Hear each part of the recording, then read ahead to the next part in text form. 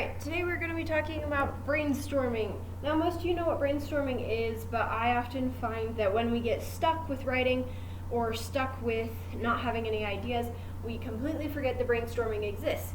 So as a result, today I want to talk about a multiplicity of different ways you can brainstorm.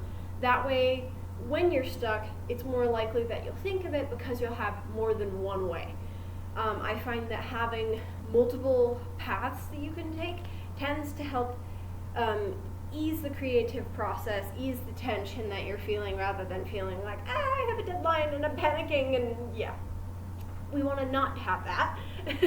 Brainstorming is trying to alleviate that stress and help you get your ideas out ultimately, like we did last time. And we're going to talk about that method, but we're also going to talk about a couple more just so that way we can get an idea of what some of the brainstorming techniques look like, because honestly not everyone works the same. For some people that might work, for other people that might not work. I think everyone deserves to have their own unique way of doing brainstorming. Alright, let's pull up the first one. So, the first one that I want to talk about is actually called looping. Now this one helps when you have no ideas. You're sitting there and you're like, I have this competition or I have this creative writing assignment and I have zilch that I want to write about. For some reason, I don't know, maybe you're extra stressed that day, maybe it's been a really long weekend, maybe all summer you haven't really written anything and so you're just feeling really creatively cramped. Looping helps make it so that you can give yourself more creative freedom. So, with looping, it's a free writing exercise jumping from one to another for about, I would say, 5 minutes to 10 minutes, depending on if you're really getting a hang of it. But the benefit of looping is that you can just start jotting down ideas. You don't even necessarily have to have everything planned out. You just start writing out, like, once upon a time there was a girl named Sally, and you write for 5 minutes, and if at the end of 5 minutes you're like, I really don't like that idea, then you can move on. And in your next one you might say, there is this cult of demons that is stealing people away in the night. And you're like, okay, I'm a little more interested in that, but it seems a little dark maybe. And so you loop to another idea. You try something else for another 5 minutes. And then by the end of all this trying different ideas, you may want to mesh some of the ideas together. You may want to pull some of the lines you have out and use them in a different spot. It just helps give you, lines, it helps give you characters, it helps give you places. It just gives you a plethora of things to pull from. So instead of just being like, come on brain, pull out of the idea bank and the idea bank's empty, now your idea bank's full. And so as a result, you can start pulling random things out of that, and if it doesn't work, you can throw it out. If it does work, then great, put it together.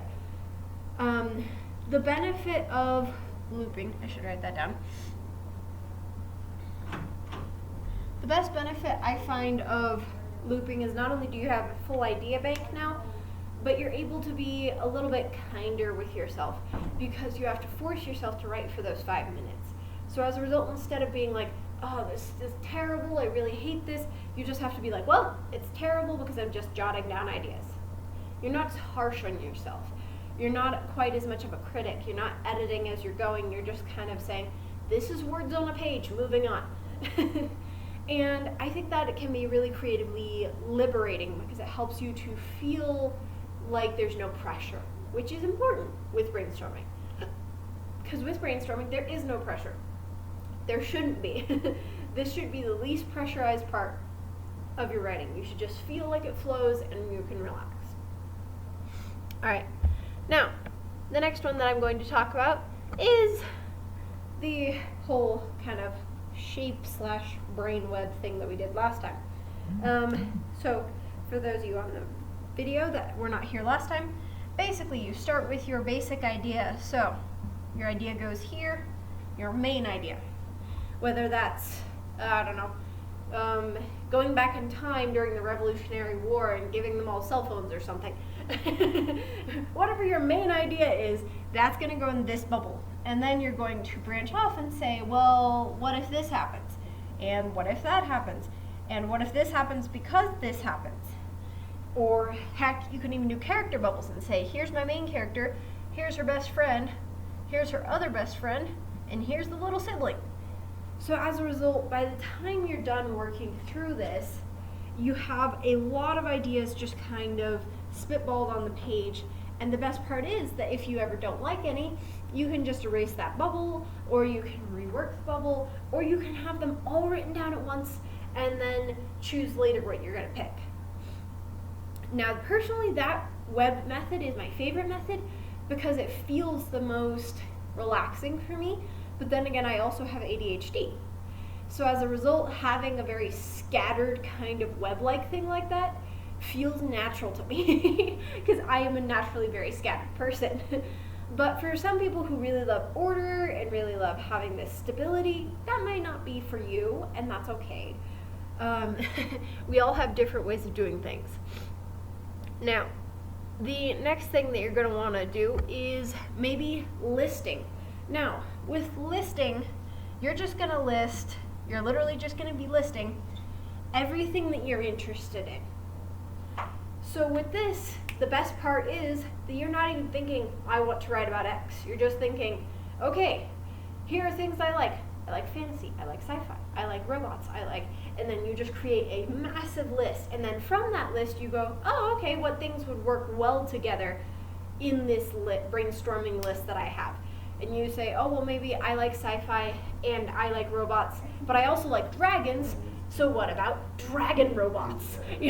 That way you can put things together that you may not have otherwise put together in this listing method.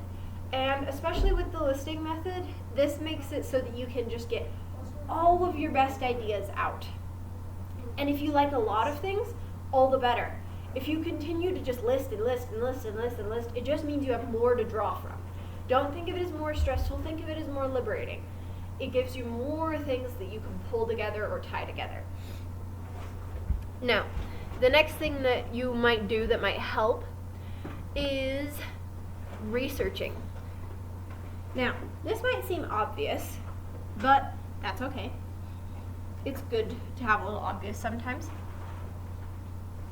Now, with researching, typically this is a nonfiction writing technique, but you can also absolutely use it as a fantasy technique, or a science fiction technique, especially with science fiction. But research can actually be really helpful, especially because it can help give you things to draw from. So for example, with researching, we could say, hey, we want to do dragons, but we want to do a unique kind of dragon. So you could research all the different kinds of dragons over all the different kinds of ages. And let me tell you, there's a lot. We have like maybe 5 types of dragons that we talk about in fantasy, but there's like 200 types that we just don't talk about. We don't even mention them, which is sad to me. It's all this stuff you could draw from that is honestly, people might even be like, oh, you're so unique. And you're like, I got that from Celtic religion, or different stuff like that. So you can borrow a lot from ancient mythologies and ancient religions, and it actually might help you craft your story. So researching can be beneficial even for fantasy, but especially for science fiction.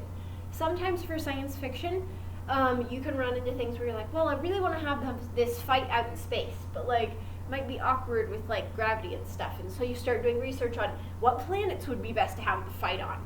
So that can help you kind of work out any blocks along the way. This is where it comes into helping with writer's block. All these methods can help with writer's block, but I will say researching definitely helps with writer's block. The only thing you have to be aware of with researching is research until you find your solution, then start writing again.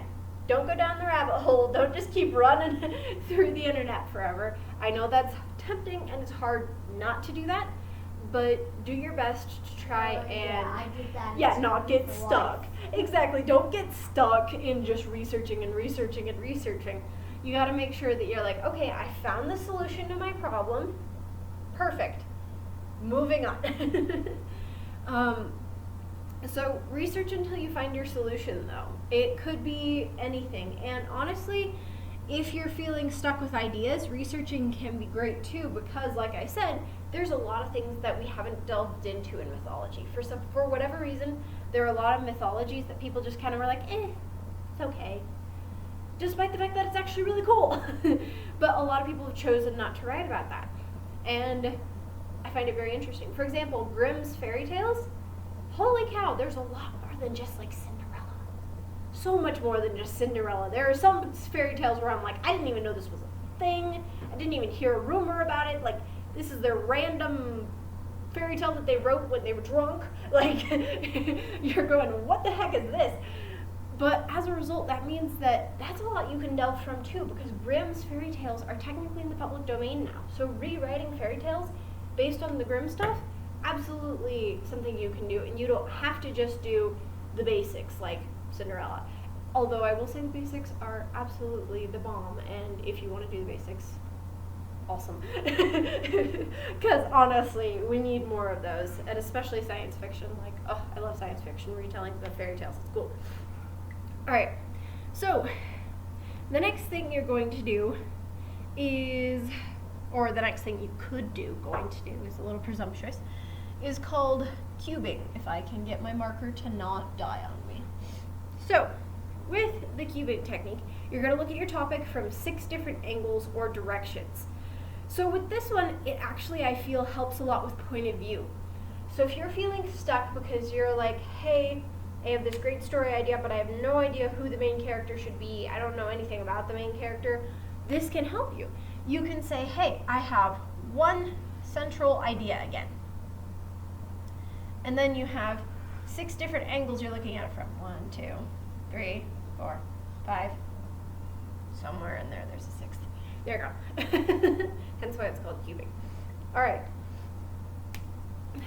And with those 6 ideas, you're going to discuss which point of view you think would be interesting. So you might say like, okay, my idea is robot dragons.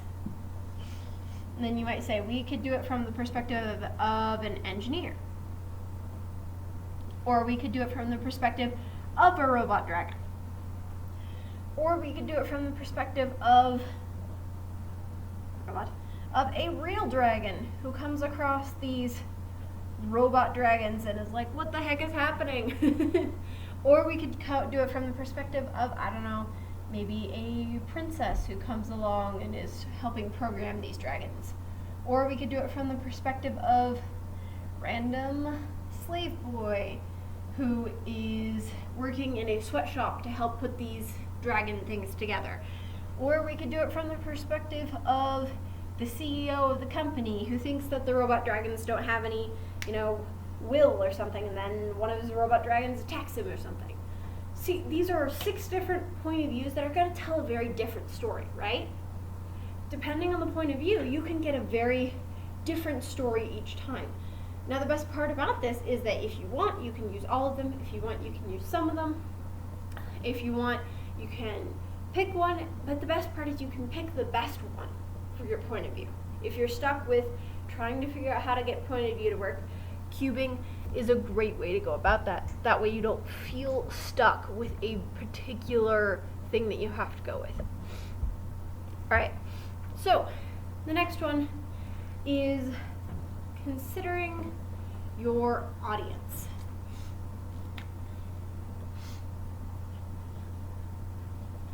Now, when I say considering your audience in brainstorming, this does not mean cater to your audience.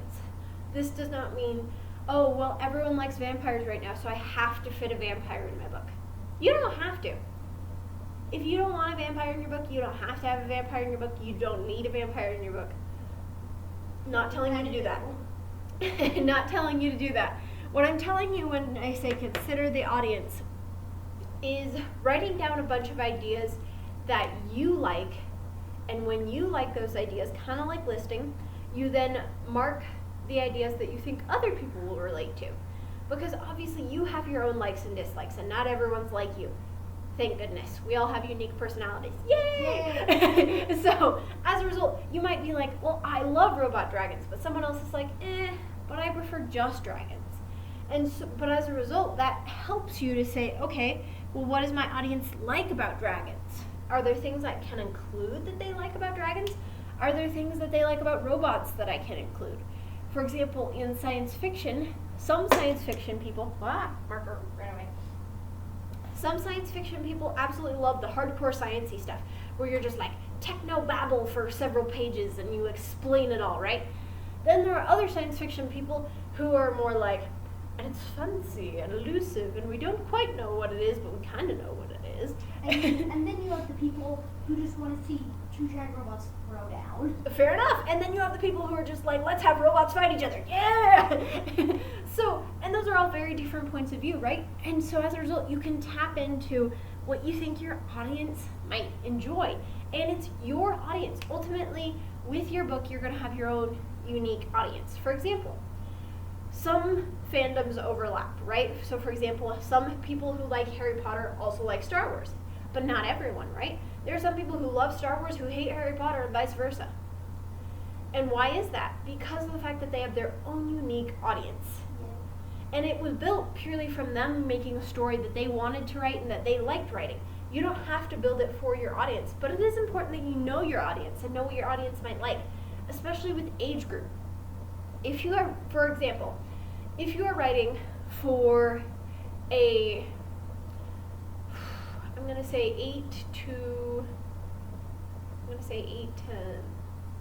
maybe I should do 7 to 9. 7 to 9-year-olds. If you're doing an age group of 7 to 9-year-olds, that's your audience. Then your writing is going to be a lot more simplified. You're not going to want to go crazy and be like, oh yes, and the ebony clouds hung in the distance like billowy curtains. No, that's not good for 7 to 9-year-olds. Oh, it's great for me. Exactly, but see, that's a different age range, right? And so as a result, and there are some in-between age ranges, right? Like 9 to 12 is also an age range. So when I say 7 to 9, I mean more leaning towards the younger end. And when I say 9 to 12, I mean more leaning towards the older end. So it's kind of, it's important that you know what your audience is age range-wise too, because that'll say what you can and cannot include in your novel too. For example, if it's a YA novel, it's okay to include some dark magic. Absolutely. Include all the dark magic that you want. However, the reason that Brandon Sanderson's Mistborn novels, despite being marketed for YA, are in our adult science fiction and fantasy section is because of the fact that there are some things about it that get kind of more on the adult side, where they have all these slavery and they have all this blood and gore and they have all this kind of very intense stuff that we're talking about. Stuff that we typically don't talk about in YA. So it's important to also know your age group for audience, and that can help you brainstorm if you know your own audience, because that way you can know kind of what they like. For example, if you're doing an adult novel, you're probably going to want to do more mature humor, right? If you're doing a comedy. However, if you're doing a comedy book for 7 to 9-year-olds, having potty humor, totally a thing. Absolutely. If you're doing it for 7 to 9-year-olds. But if you're doing it for adults generally don't like that kind of thing. But that's okay. It's just a different audience. It's a different age range. And so it can help you expand what you have as options and expand what your ideas could be. You might say, oh, well, I wasn't planning on having that much romance in my novel, but for YA, they generally want you to include at least one sub-romance, even if it's not the main character, even if it's just the side character falls in love. They generally want at least a little bit of something, and sometimes they don't even require that you include that at all, but other publishers will. So it also depends on the publisher. When I say audience, you could also think publisher. If you have a particular place you want to be published by, you should look at what they do and what they like. For example, Shadow Mountain, they tend to like things more like Fablehaven, right? And what does Fablehaven have? Well, it's mainly geared towards 12 to young adult. And not only is it mainly geared towards people's ages 12 to young adult, but it also has some dark magic, but it has some lighter magic too, and it has some more like whimsy and humor to it, but it's also definitely not too kiddish. It's got some maturity to it. And so if you're writing something for Shadow Mountain, you might want to make sure it has all those elements. And even if it doesn't mean you're going to get guaranteed to be published by them, unfortunately. That's just how things go. But at the same time, if you at least include what your publishing might like, that's a good thing to look at. And especially, even if you're not brainstorming, even if you've already finished your writing idea, it's important to brainstorm afterwards. Well, what's in this book that certain publishers would like and wouldn't like? For example, I used to work for a publishing company called Monster Ivy. Now, with Monster Ivy, it's typically for junior to YA dark fantasy. So as a result of that, it makes it very obvious, okay, well, I'm not going to go submit my lighthearted, fluffy unicorn book to them. No, bad idea. But I might brainstorm some other things that I could send to them that are more, gothic, kind of creepy. And that would work for them. So when brainstorming, there's a lot of things that you can take into account. Now, this last one is one of my favorites, and that is free writing. Now, this might sound like it's not necessarily a brainstorming method, but it absolutely is. Free writing is the next step, or is either the next step or the step that you're going to take. So with free writing, you can either just do free writing, or you can do any of the other things that we've talked about and then do free writing. For example, you could do the listing method where you're like, hey, I have, 100 things that I like writing about. Now I'm going to pick these 5 and then free write based on those 5. Or you could just free write from the beginning and be like, there's a character named Sally, and then later you're getting into your free write and you're like, I hate the name Sally, I'm going to cross that out and do something else. I don't know. I personally think Sally's a great name, but who knows? Maybe you're like, that just doesn't fit for her character. And sometimes it's not necessarily about you liking the name or not liking the name. For example, I went to a signing for Keeper of the Lost Cities. And that novel, even if you haven't read it, the main character's name is Sophie. Not a big surprise, it says it on the back of the book. But what was a surprise to me was the fact that she actually said she went through about 4 or 5 different names before she settled on Sophie. And the reason why was because she wanted it to mean something. She wanted it to have a deeper meaning to the name. And so she kept doing things like Alexandria, because she was like, the Library of Alexandria. And then she would do like all these fancy names, and she's like, fancy just isn't working for her because she's supposed to be more relatable, more normal, more human-like, not more elven. Spoiler alert, there are elves involved. But you know that from like the first chapter. So if you read the first chapter, it's not a super huge spoiler. But as a result, it made her seem more elven with all the just dramatic names she was giving her. And so finally, she just gave her the name Sophie. Because it has a few cute meanings behind it, but it's nothing elaborate. It's nothing crazy. It's not so eloquent like all the other elves. It's just more human, more plain. It's cute.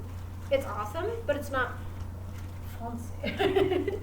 And so with free writing, you can knock a lot of these things out with that. Say, hey, I like this name, I don't like this name, I like this idea, I don't like this idea. And the best part about free writing is this really helps with writer's block. You don't necessarily have to force yourself to keep writing on the same thing. If you're stuck on a manuscript, or novel, make sure that you try free writing. And when I say free writing, I don't mean forcing yourself to write the next chapter. Although that can be beneficial, you can free write where you say, okay, well, I've been writing about robot dragons, because that's what we've been talking about today for some reason, forever. And you're like, I'm just kind of tired of robot dragons. And so I'm going to write a little free write for 10 minutes about fairies or whatever. And then get that out of your system and then go back to the other. Now the thing is, the key and the trick with free writing, make sure you go back. Because there are lots of times where we start writing a new idea, right? And then we're like, ha, bye, old work in progress, new idea, hello, goodbye. You leave with the new idea and the poor old work in progress is sitting in a corner crying. So don't leave your old novel behind if you're going to do free writing. It's kind of like with the short story ideas that I've been having you do monthly. With the monthly short story, it's important that you remember that you don't have to make this your new work in progress. You can if you want to. You can make it a chapter of your work in progress. You can make it a scene, a deleted scene from your work in progress. Absolutely. Love that. but you don't have to make it the only thing you focus on. You can absolutely just write a little thing and then come back later to your old work in progress. Just make sure you come back because that's how you finish, is you just have to keep coming back, even if you need to just free write for a little. And this can definitely help dislodge your writer's block, because often with writer's block, we feel trapped. We're like, okay, we've been writing about dragon robots for 200 pages now, I'm gonna go crazy.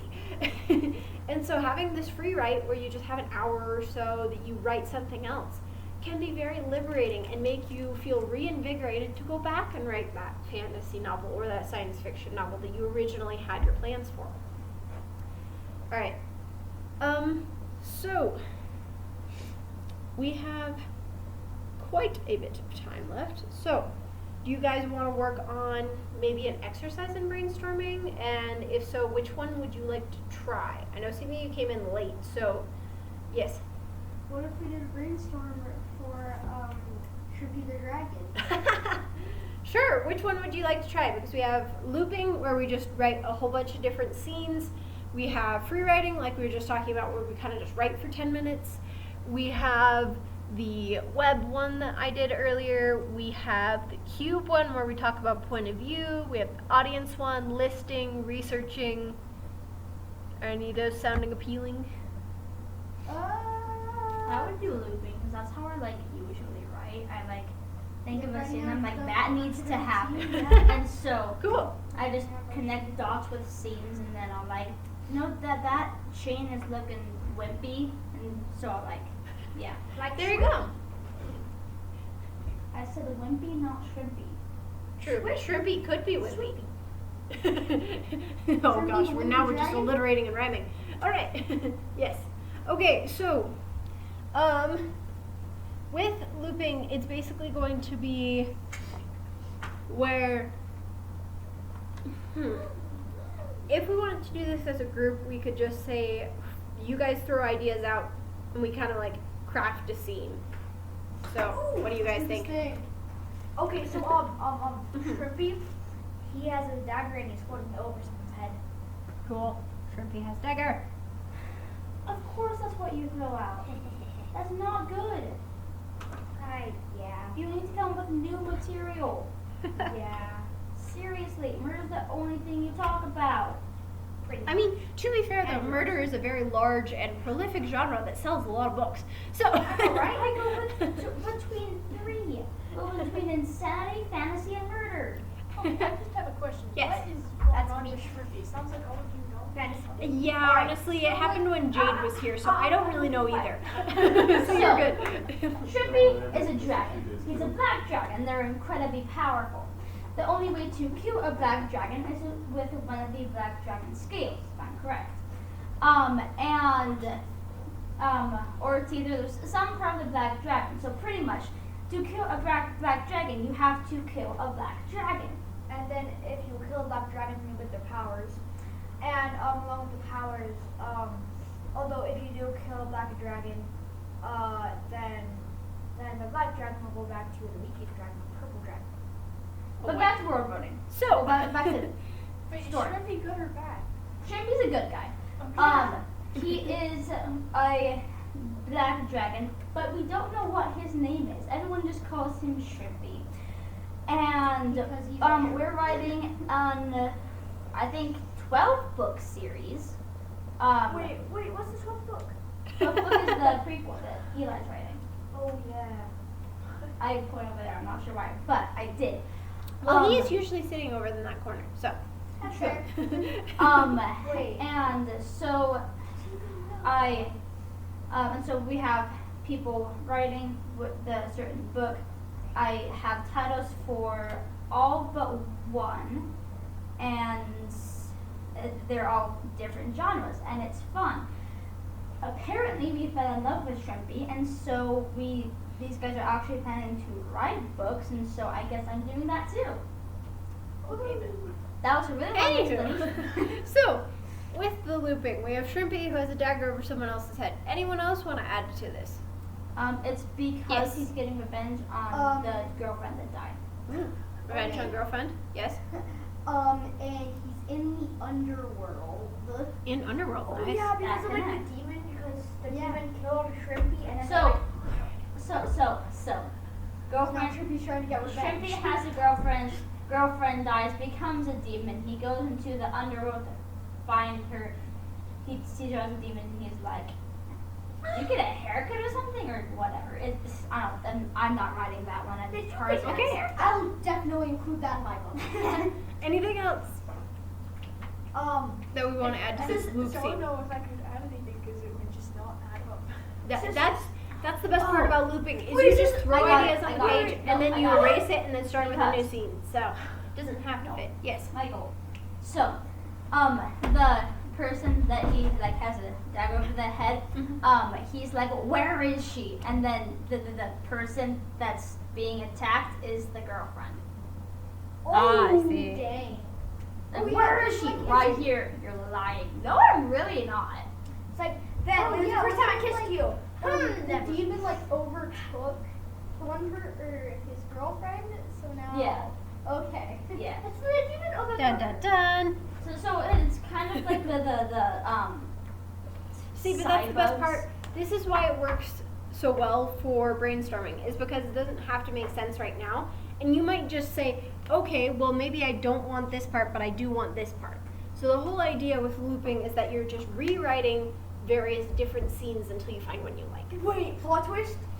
Plot twist. Shrimpy actually stabs. Yeah, him. let's wait. Oh wait, No. we don't know that the demon overtook his girlfriend, so it's a complete plot twist. We don't know that the demon overtook his girlfriend, so he stabs her, and then he realizes it. Oh, Yeah, there we go. Perfect. And then the girlfriend moves on. Oof. That'll be in the drama. I'm writing that. Oh yeah. No, the girlfriend moves on to this guy named Shakespeare. Oh, great. What name is Shakespeare? That's gonna be funny. Oh, yeah. You know, I think one of the funniest things I ever saw that was Shakespeare is their Star Wars scripts. Oh, Like yeah. the scripts of Star Wars, but they're Shakespeare. Oh yeah, That's there's right. one Shakespeare. We have a little book. That's hey guys, is Shrimpy's girlfriend a dragon? Yeah. Yes. Okay. But she's a white dragon. She's a white dragon. The classic yin and Wait, yang. isn't this a bit racist? Why is there no Yeah. we have a nickname We're dragon? talking pigment, not skin color. What? What I will punch you. I mean, dragons could still be racist. I know, right? That's what I'm over here saying. And she's like, Well, I mean, Because every time the color black or white comes up, you and every single blasted This is boy true. in my grade says, "Oh, racist!" and I want to Wait, punch what? them No. in the face, including you. I'm not passionate about this subject at all. I okay. have a different reason, but I always want to punch people. So, is there any other I scenes? know, right? Same. Are there any other scenes that we want to try?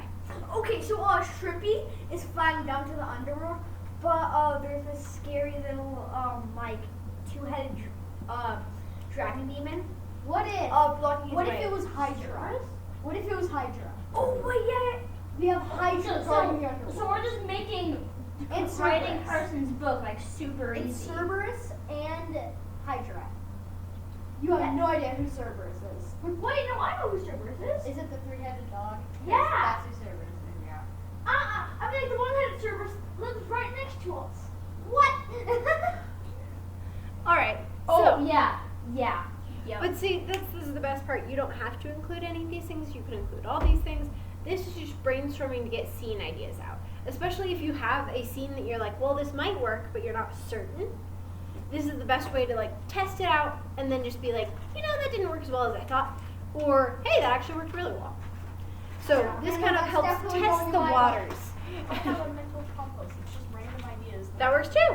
Yep, that's the listing method that we were talking about earlier, where you just write down a bunch of random ideas and then later you're like, oh, hey, I like that one. Wait, so Hydra blocks him, and his girlfriend comes up and kills the Hydra because she's his girlfriend. Or we go Barbie princess thing, which is like one of the cool things about Wait, I forgot, Barbie like, disc what was movies. the origin Um, of the Hydra? But she just like walks up in, and he's like, okay, down, and then he like sits down like a snake or whatever, making this like a pet, And then she's like, yeah, sorry about that. He gets a little riley sometimes. Okay, now. Oh my god, of course you got 3 packs. I thought cousins were gonna come with gifts. Like, I watched. You thought the cousins were gonna come? There I we said go. that they would. Seriously? Yeah, I didn't really believe it. Yeah, right, sure. I mean, All right. the first one is where. Well, he's fighting red Okay, yes. All right. So What? Okay, you take this one. No. You already had talkies at school. Wait, what? No, I didn't. Okay, you can have 1 pack then. Yeah. all right. So how are we feeling about brainstorming? Addicted to talkies. Which Talkies and milk. of the brainstorming methods is there any that you feel were not as well explained? Granted, I know The some of web? you weren't in here the whole time, but The web. I don't know what the web is. okay. Yeah, web and I will keeping. re-explain the web. So the web is basically where you have an idea in the center, and then you literally create a web where you say, "This is the main character." Then you say, "This is main character's sibling." Then you and then you throw out, "Maybe I have this sub idea, subplot."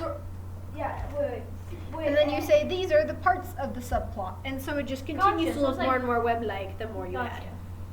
Yep. Wait, we should do that with like Shrimpy though, because I have a good idea. Because main character, right, Shrimpy, and then Shrimpy has a girlfriend, and the plot is basically so like. So you need the main idea first. So what is the main idea for this thing? So this is PowerPoint to do it. So should we use just the scene or a book? So this is brainstorming for a book, right? You don't usually brainstorm every single scene. Yeah. Although you can, if you're feeling that a scene is particularly difficult for you to write, you Yeah. can. You, Like, you can't. You just don't have to for every scene. If a scene just comes to you, Yeah, like then most just of write it. mine do. Okay, so and the subplot is subplot is romance, right? So book 1 is romance, and you're writing that. Book 2 is action fantasy. Sarah's writing that. Book 3 is horror, written by Carson. Michael's writing book 4, a Shakespeare format thing. Sarah's writing book 5, which is like all genre. Not sure how she's gonna do that, but that's what we decided. We have Eli writing a sci-fi, and then Eli writing a fairy tale format. Then I'm writing a drama, then an action romance, then a self-help written by Shrimpy. And then we It got have really interesting. Michael writing a mystery, and then somewhere in there Eli will write a prequel. Geez, Eli's writing most of it. He's writing 3, I'm writing 3, Michael's writing 3, Wait. Oh yeah. Wait. Sarah's So- writing 2, Wait, and which Carson's three- writing 1. With a romance novel, And you that's generally one want you generally have a few things that you want to brainstorm. So first you have the meat. You actually hit you. So with a romance novel, you have a couple elements. You have the meet cute, you have the climax where they finally come together, then you have, but before the climax you have to have the part that rips them apart somehow, the drama. The girlfriend gets kidnapped. And the boyfriend doesn't realize, even though it's right in plain sight. And we're just like, like Shrimpy's like, But yes, so typically with a romance novel, that's how you're going to brainstorm for it. Is you're going to have your main character, your love interest, how they meet, what rips them apart, whether it's emotional or physical, and then the climax of them finally being together and being able to be like, I care about you. Even And then if it's he just dies. like explaining that they care about them. Because sometimes the best part of a romance novel is the slow burn romance, right? Where they finally admit that they have feelings at the very end of the book. Okay, the only caveat I have to say with that is with a slow burn romance, it generally takes either the entire book or it takes several books. And if it takes the entire book, I'm sorry, it has to be more than 50,000 words. I'm sorry, that's my, I guess, hot take on it, so to speak, controversial opinion, but it has to be more than 50,000 words because of the fact that you can do a quick burn romance where it's just the classic high school, like, we're in love now because we're 16. You can do that. But the problem is, don't call it a slow burn if that's what you're doing. Yeah, because like I was just gonna ask, could they already like be boyfriend girlfriend. Oh yeah, you can do that. Alright. I'm just, the only reason I say this is because I've seen a lot of people recently be like, it's a slow burn romance, and then within the first chapter they get together. And I'm like, that is not a slow burn. Not even close. Not unless you count like cooking an egg in a pan as slow burning. No, the whole point of a slow burn is it's like boiling water. You never feel like it's gonna boil, and then all of a sudden it happens. Yeah, Michael. That's how a slow burn works. What's So yours? What you with a do slow burn romance, it's a slow we have thing over the entire the book. Shrimpy Whereas and girlfriend, with a quick right? burn, it's literally from the beginning or near the Shrimpy beginning. meets a warrior girl and is attracted to her, right? Very And nice. so she's like, I have a girlfriend, but you hot, right? And Confusion. and so girlfriend finds out and she's like, yeah, no, we're over, buddy. Dude, you have a notebook, don't you? Or not your notebook, not your hand. He's going to anyway. Freaking Michael. Anyway. All right. I'm not writing anything.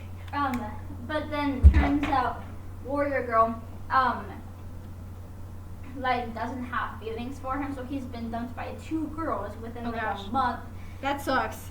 Yes. Ouch. But I mean, we're also we like torturing our characters anyway. And so, but like girlfriend still has feelings for Shrimpy, and Oh, boy. so they're like called to the war together or whatever. But I like the idea of war and stories. Of course. All the drama where you force them into the same room even if they don't want to be in the same room. Yeah. Yes. Or they like bump into each other at the library or whatever. They meet. And they don't want to, but they meet. And so, but like something super sad has happened to girlfriend, like grandma died or someone's in hospital or whatever. And She he's like, died. oh my gosh, I'm so sorry, because he knows the dude, because they've been together for a while.